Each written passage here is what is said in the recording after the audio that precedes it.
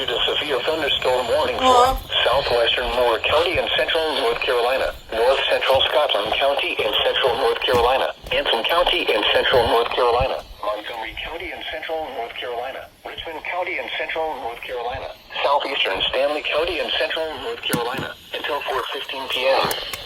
At 3:24 p.m., a severe thunderstorm was located 8 miles east of Marshville, or 9 miles northwest of Wadesboro, moving northeast at 55 miles per hour.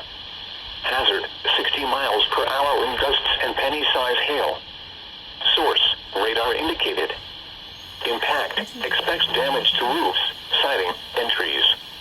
Locations impacted include Rockingham, Wadesboro, Troy, Eastgall, Ansonville, Hoffman, Sturdivant, Polkton, Norwood, and Pine Bluff.